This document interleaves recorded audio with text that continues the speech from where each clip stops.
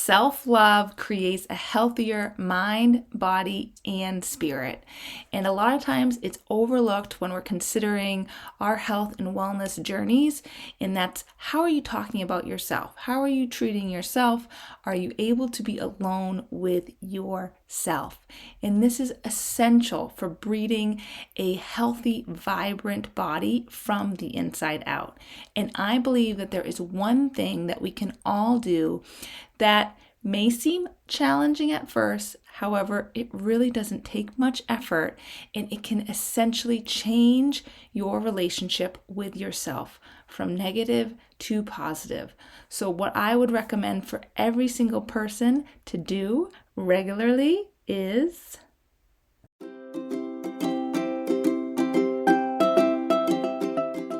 Hi, I'm Dr. Amanda, and this is Freely Shine with Dr. Amanda, where we talk about different health and wellness related topics every single week, all designed to help you grow your whole body, spiritual, mental, and physical wellness. And today we're talking about specifically how to create self-love and what I believe to be one of the best things any individual can do to start building self-love immediately.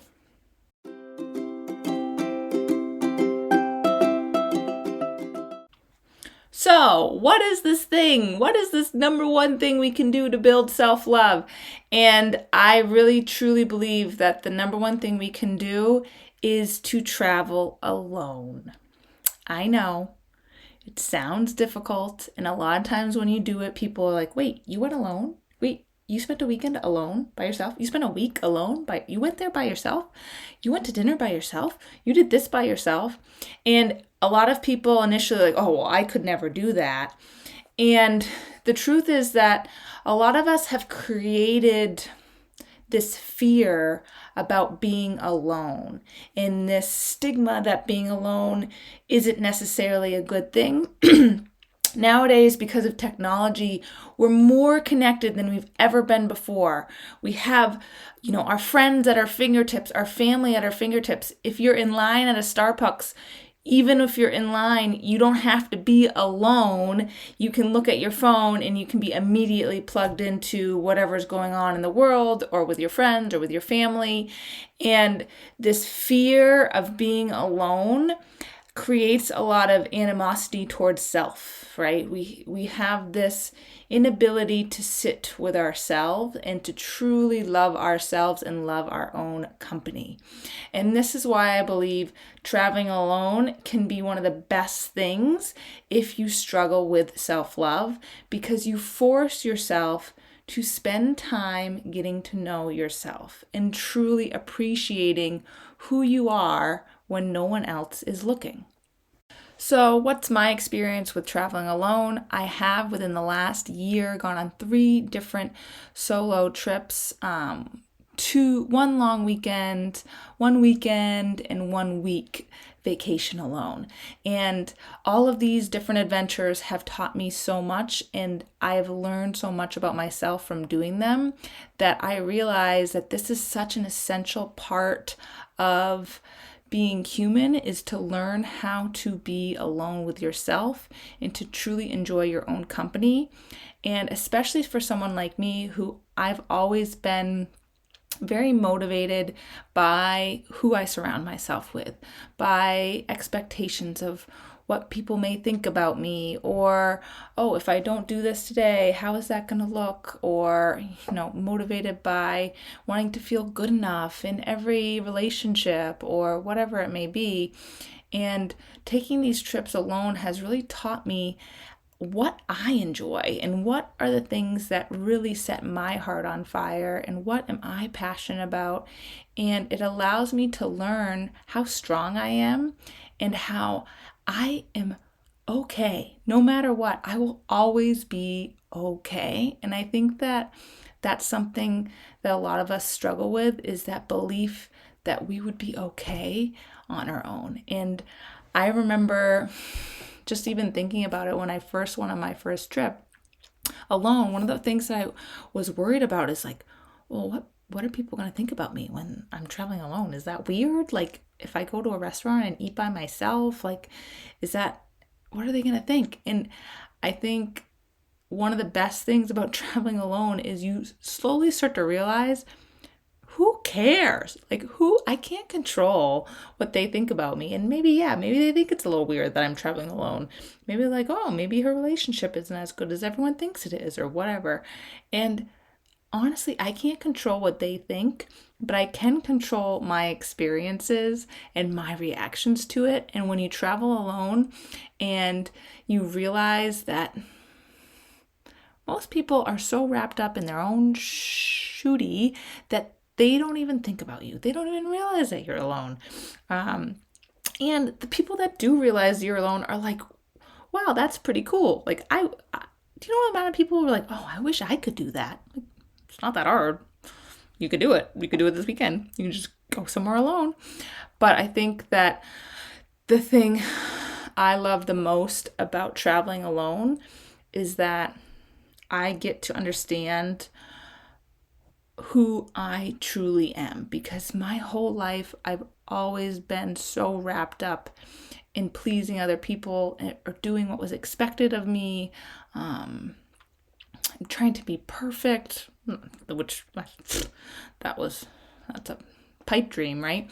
But anyways, traveling alone really showed me that I have my own wants, I have my own desires, I have my own passions, and that's okay. And I don't have to wrap up everything I do, every activity I do, everything I believe in the beliefs of the people closest to me. I can form my own opinions. I can form my own desires. I can figure out what I truly like to do and not feel like I'm forced to do it just because everyone else around me wants to do it. And I think that a lot of times we have a tendency to be motivated by others. And when we spend time alone, we learn how to be motivated by our own goals and by our own desires. Now, traveling alone doesn't have to be extravagant, doesn't have to be difficult. It can be as simple as just going on a day trip or a date night by yourself, or as extensive as a long weekend, or as extensive as a weekend trip, or away, or a getaway to a far off land, or a vacation somewhere that's exotic and you've always wanted to go. Whatever it looks like to you, it can be different, and it may start small and it build into something else. It could be simply having a whole night by yourself at home. You can make it whatever you want it to. But really, I think the goal is to learn how to be alone. And by learning how to be alone and sitting with yourself, that's when you're really going to start to know yourself. And when you know yourself and you know who you truly are from within, that you are light, you are love, you are peace, you are joy. And once we start to figure that out, that's when the magic happens. And that's when we can create that self-love and that positive talk. And it's not inflation of ego. It's simply sitting with the fact that you are good enough in this moment, the human that you are, all the baggage you may carry, all the previous hurt and the pain, the future fears, the dreams, whatever it is, you are good enough in this moment, no matter what. And when you spend time alone in thought with self, with your own company, we start to unfold and unravel that light that lies within all of us. And that's been my greatest gift from my solo travel, is every time I come back, I feel more peace, I feel more love, I feel more joy in all of my relationships. And so it translates to everything else. So really, when they talk about how, if you want to help create a stronger marriage, or if you want to help have a better relationship with your children or with your friends, well, it all starts here. If you don't have a good relationship with self, if you aren't prioritizing your needs, if you aren't realizing that you are valuable, you will not be able to bring that energy into any relationship. And that's going to create toxicity in a relationship. So self-love, not only does it affect your own health, but it affects the health of the relationships around you as well. So solo traveling, it can have effects on almost any aspect of your life. And I highly recommend you try it and you experience the benefits for yourself so you can learn just how powerful it is, and we can start to take away the stigma of being alone. I do want to add that I'm not talking about isolation, even though you can go on trips where you are more isolated, but long-term isolation, that is not what I'm talking about. As humans, we do desire communities, we do desire connections, and if we are isolated for too long, it does create detriments to our health. It can affect our genome, it can diminish our immune function, and it can link to issues like chronic disease. So I am not talking about isolation. This is different. I'm talking about solo traveling for shorter periods of time. It can be longer. However, a lot of times too, when you do travel alone, you can create new communities, new environments, and create connection in different places. And just because you're alone doesn't have to mean you're isolated. To recap, to wrap it up into a nice little bow. Self-love, valuing self, essentially figuring out what your needs, what your desires are, becoming comfortable being alone affects our health, our well-being, our relationships. Therefore, we should be making sure that we're prioritizing self-love.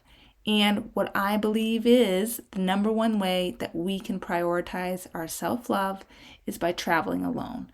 Forcing ourselves to spend time in relationship, in community with ourselves, and learning to love ourselves from the inside out so that we can then translate that self-love into every other relationship, every other connection that we have, and we can breed abundance in our life.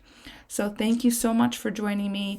I hope you learn something new or gain something new, and I hope you venture out and travel and try something different and spend more time with self and really understand how you can breathe that light and let that light shine. And if you enjoyed this video, please help me by liking, sharing, subscribing so that I can help reach more people. My mission, my goal is to create a community of individuals who shine from the inside out. And one of the best ways you can shine is by loving yourself unconditionally. So thank you for joining me, and I look forward to seeing you next time, and I hope you shine on.